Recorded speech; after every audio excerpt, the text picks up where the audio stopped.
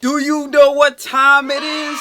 Are you excited for the season right now? It is tax times. I know everybody's favorite part of the year. I'm going to share with you some ways you can potentially save on your taxes. Some of this, it had to be transactions that you did last year in order for this to qualify. But some of it you have until your filing date. Number one, I'm putting this at the top of my list because I spoke about it last week, but the transaction of giving has definitely done a lot for me in my life, and it forced me to build certain habits and disciplines which I think really helped me in business.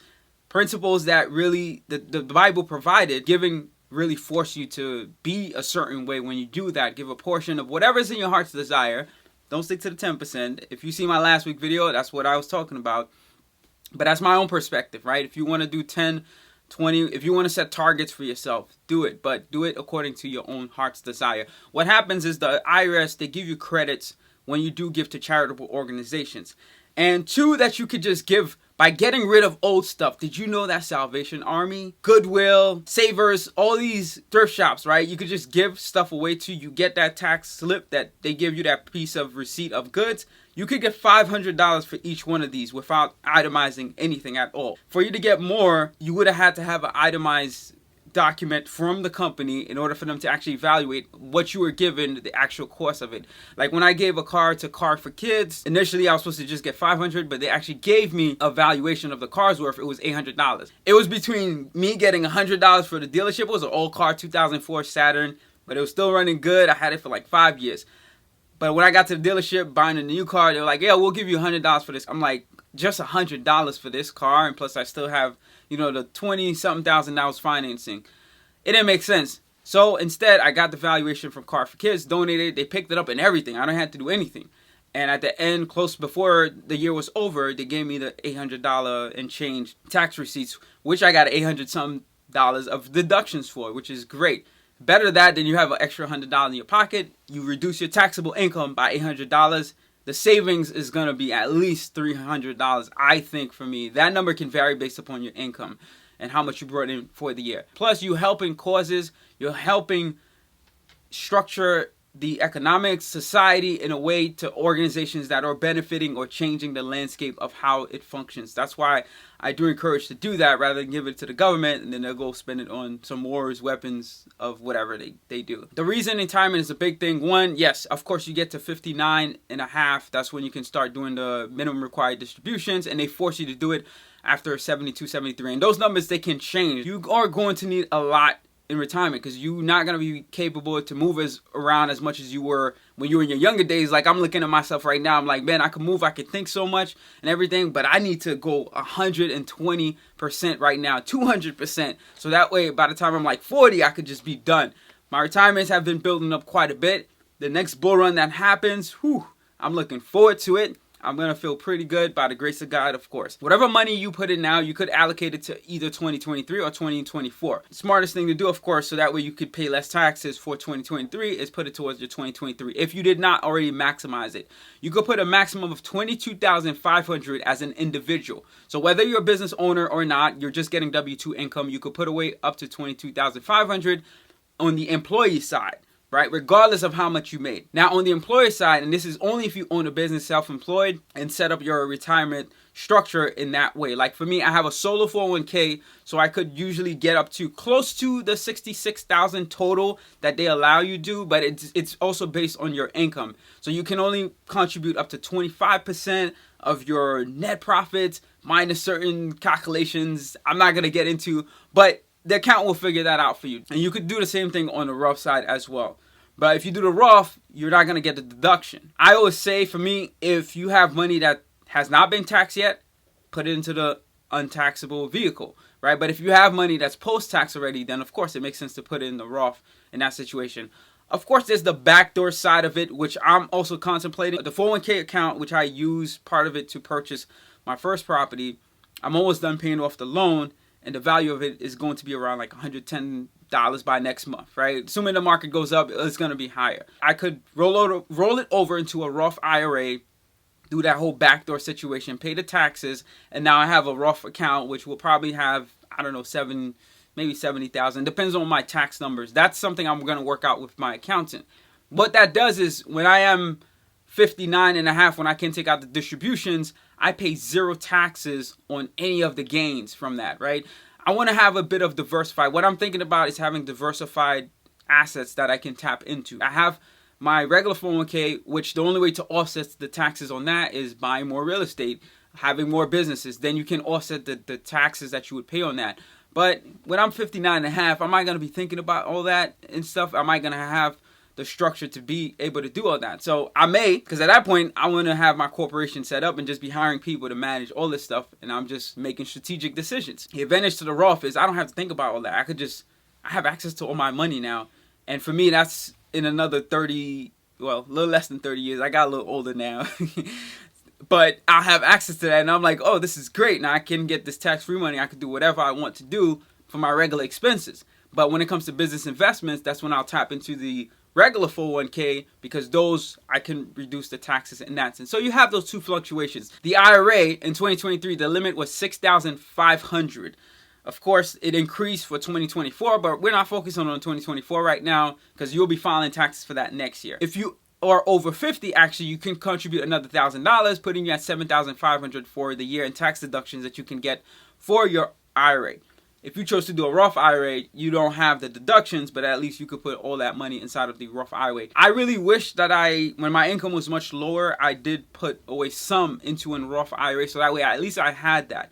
But it's really not too late. We'll be paying a lot more taxes if I do this conversion. I really wish I did that. So I really encourage you, if you're under that income threshold and you are able to put into a Roth IRA, do it. Max it, because it's not as much, right? It's only $6,500 that you could do. Roth 401k is a different beast on its own. It has a bigger limitations. Whether you will go that route, it's really totally up to you. That's something you got to work out with your accountant. The HSA, it is a great vehicle that I've been using because you could make medical expenses on there tax-free. It's another way for you to have a Roth, but really you don't have a Roth. And I believe when you get older, you can take out whatever you don't spend, a portion of it, but it all has to somehow tie to medical expenses. So that's why I'm putting money inside of the HSA right now. The value of it right now is around like $16,000. I started putting money into it since 2018, max it out as much as I can. The market has been growing. At its peak, it was valued probably at 30-something thousand. So I'm really looking forward to that account being a 6-figure asset itself. The limit in 2023 was $3,850. And if you are over the age of 55, you could put an additional $1,000, which is $4,850. If you do not qualify for an HSA, you have the option of an FSA you can look into.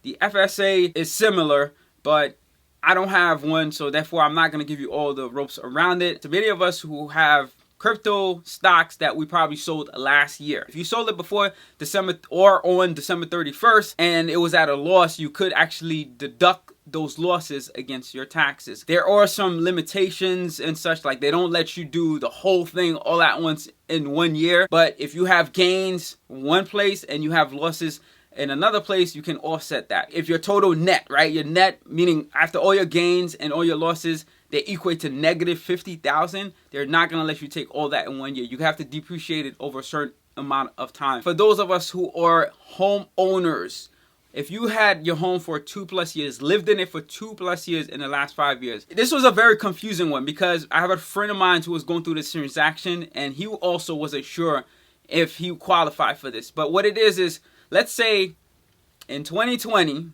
you lived in the home. 2021, you lived in the home. 2022, you moved out, rented it out. 2023, and then here we're on 2024. You're trying to sell it now.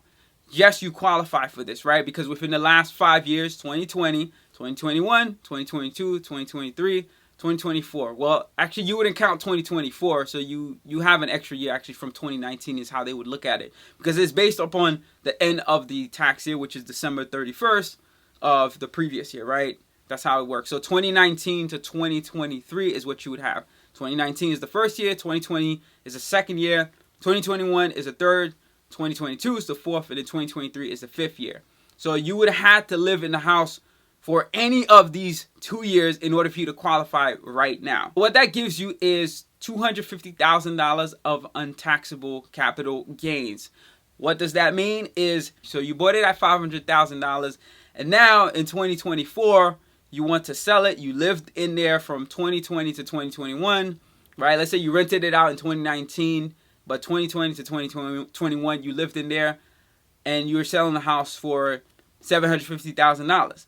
You would pay zero taxes on the capital gains because you're under that threshold. And if you are married, actually, you get to capitalize on that at $500,000. So meaning, if you bought the house for $500,000, your cost basis is $500,000. Let's assume that, and you're selling for $1 million, and you're married, then you pay no taxes on the capital gains. That's just how it works, simple math. There's a lot more complications to it. I'm hoping that you're understanding the concept. But now let's say you lived in the house for the 2 years, but you're selling it still for the $1 million, but you're not married. So therefore, your capital gains, the profit, right, is $500,000. So you'll be paying taxes supposedly on the $500,000. But before you do that, they have to take out your $250,000 of untaxable capital gains because you stayed in it for 2+ years within the last 5. So therefore, you would only be paying taxes on the remaining $250,000. And let me do a different math so that way you understand it. Let's say you were selling for $800,000. So I bought it at $500,000. The first $250,000 untaxable. Up to $750,000, I pay no taxes. Now from $750,000 to $800,000 is a $50,000 difference. That's the only taxes I'll be paying on, just the $50,000. That's how that rule works. If you lived in it in 2020, didn't live in it in 2021, but lived it in 2022, that still counts as 2 years. And I only know about this because my friend was in the situation and I had to ask my accountants, he had to ask his accountants, and that's how we were able to understand that rule because it's not so clear inside of the IRS websites. If you are a homeowner who's renting part or all of a home or your home, do not forget your repairs, right? All the repairs that you did from the house, make sure you have everything itemized. They either go into supplies, repair, maintenance, legal fees. There's different categories that the IRS has. Even advertising too, like if you have to list your property, pay the realtor, put it on Facebook, those will count as deductions for the home. So don't neglect those at all. What I love about owning a home, even if it's a 2-family, you're renting half of it, you're living in half, you get all these great tax benefits. Like for me, I get a tax depreciation value of around $14,000, I believe it was last year, per year for doing nothing. That's based on, of course, some of the expenses I accrued doing repairs in the house, but also based on the value that the IRS is looking at the home to have. And what they do is they let you depreciate the value of the home over 27.5 years. That's where that $14,000 credit that I'm getting automatically is coming from. That's called the home depreciation deduction. So you have that, plus the repairs that you did that year for the home. You bought a new stove, a new fridge, you had to fix this closet. All these things you actually get to deduct. Even the utilities that, let's say you're paying for the tenants and they're not paying it themselves, you get to deduct all that as well. So all these things you get to minus. Speak to your accountant to figure out exactly what applies to you because not everything is applicable to everybody. You could do the home office deduction, and this applies to both W-2 and 1099 as well. If you are forced to work from home as a W-2 employee, and let's say you use like 25% of a space as an office, and this has to be a dedicated space.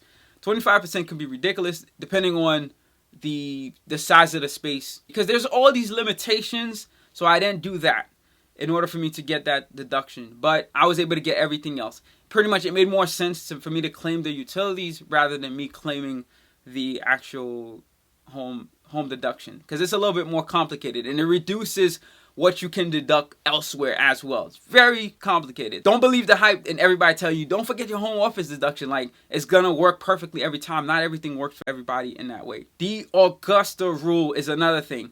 Again, I couldn't do this because it did not make sense for me to do this because of the amount of utilities that I had to pay. I'm in the technology space, right? So my utilities are going to be high. I got to get like the top graded business internet speed and all these things in order for me to make sure that I can deliver to clients at an optimal grade at no point in time with no issues with my technology. So therefore, I'm going to pay a little bit more. So it made more sense for me to deduct those rather than applying the Augusta rule. So that Augusta rule is you have 14 days out the year you can rent out part of your home to your own business, right?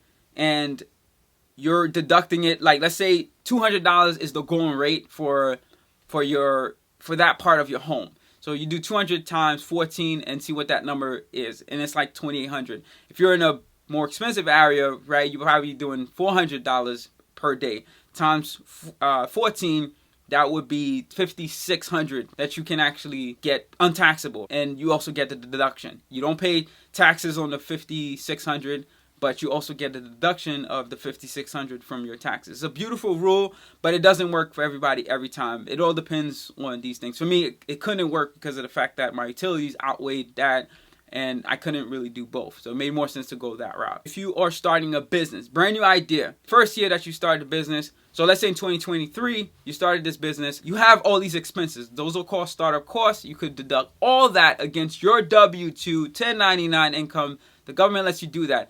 Up to a certain income threshold, though, it becomes more complicated. Although I'm telling you this, you got to speak to your accountant because there are limitations to when you can actually use this fully. If you're in business second, third year, you could still do this. But after your third year, I strongly advise do not claim negative net return on your business for the past 3 years consecutively. What happens is the IRS now look at you as a hobby, and you're not going to be able to deduct anymore, right? So at least on your third year, try to see if you can gain some profits, because at that point, they'll see that you've been trying and everything. Like, business is tough. Starting a business it's a challenge. You got to put a lot of time, effort into it, and you can never predict your time to profitability. But if you keep working on it, the IRS does give you like 3 years of trying to establish this so you can bring more return. Because most of the U.S. economy is run by small businesses, believe it or not. So the more small businesses that they have established, they encourage that, the more that it helps the economy be much more stabilized. If you go into the casino or hit the lotto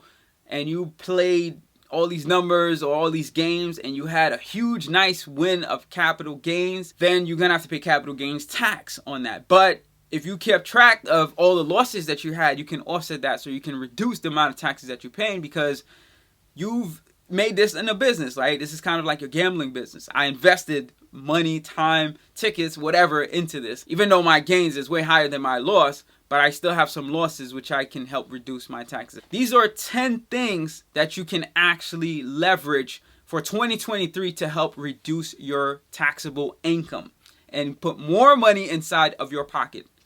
Number 1, giving to charitable organization. Also, if you can give old stuff to Salvation Army, Savers, Goodwill, you get $500 for each one of these that you can deduct automatically. If you get them itemized, then of course you could deduct a lot much more from each one of these. Number 2, retirement.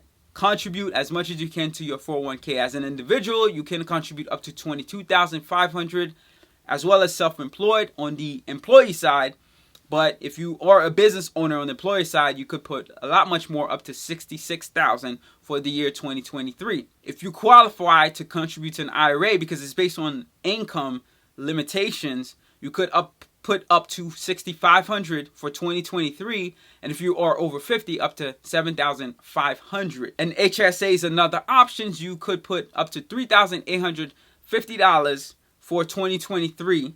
And if you're over the age of 50, you could put up to $4,850.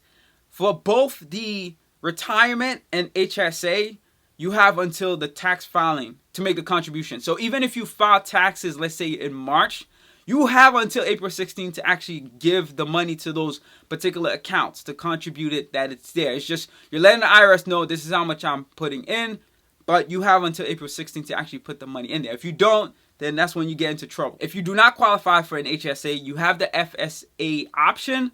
I don't know much about it because I'd never had to do that. The HSA was always available to me. If you had crypto stocks that you sold at a loss, you could deduct those from your taxes. It's beneficial only, I feel, if you had gains of stocks, crypto, inside of that year. Because if you don't, you are capped per year on how much they're actually gonna give you back in credit each year. So if you had $50,000 in net loss, meaning if you made $75,000 from stocks, crypto, you lost $100,000, you add a $25,000 loss. You cannot claim the full $25,000 that full year. If you only lost like $50,000 and you made $75,000, then you had a gain of $25,000. You're only going to pay taxes on the $25,000.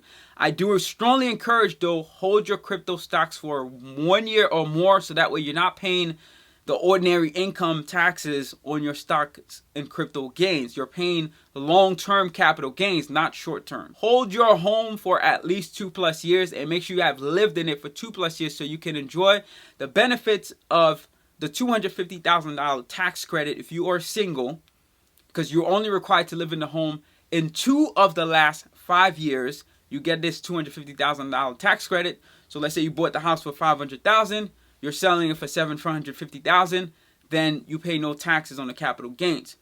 Your cost basis is a whole different factor because it takes into account improvements you made to the house and everything, and that number would increase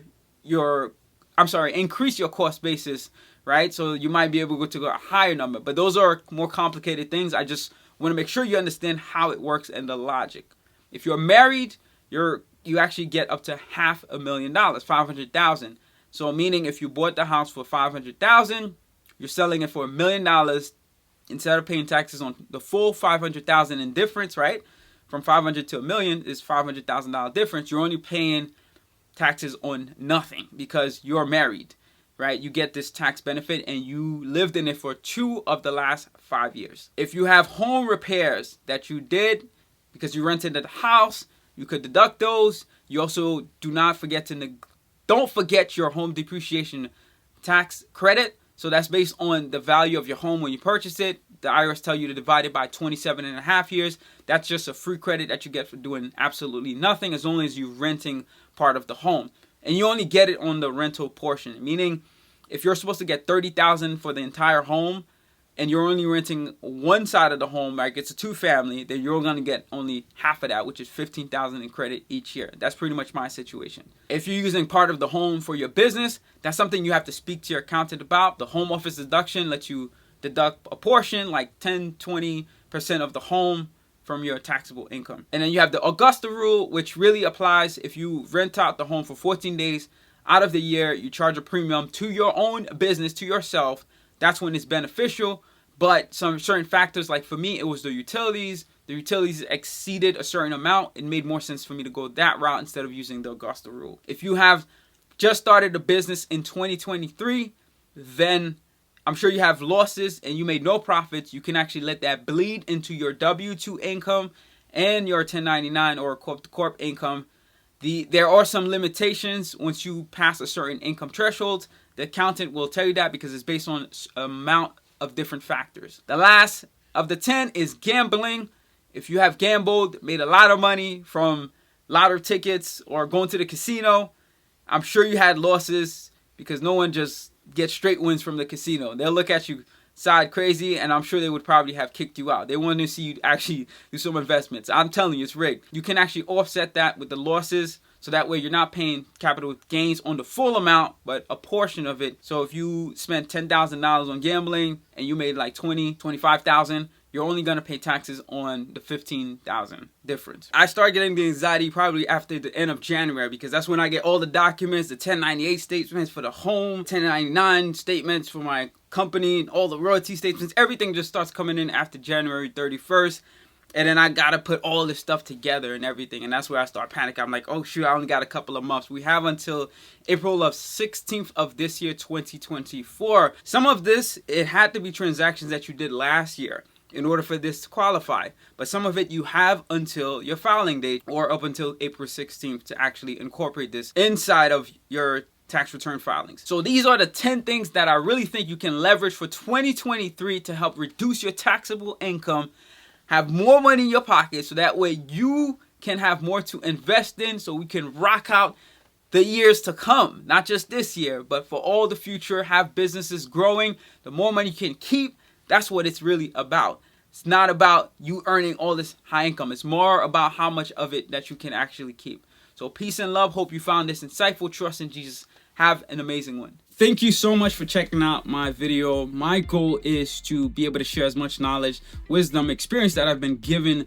privilege from God over the years to be able to give that to you and also be able to receive from you as well. This can definitely be a two-way dialogue. It doesn't have to be one way at all. It's just for us to be engaged. And I'm just continuously sharing as things that I see move along the market. So I hope you find insights and your feedback is greatly appreciated as well.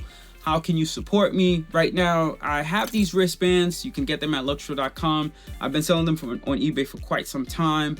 It just says make your statement. It's just an encouraging, inspirational message. You can purchase these right now, available on there. Eventually it will be spun off to other things and I'll have other products, but that's one way you can do right now. But most importantly is just making sure you receive something from the content I've given. And if you have any feedback, that is probably the most valuable thing I could say you can give to me. So I appreciate it, and I hope that we can continue to build a long-term relationship with each other and just grow with one another. Peace. And if you have any questions, definitely drop it below.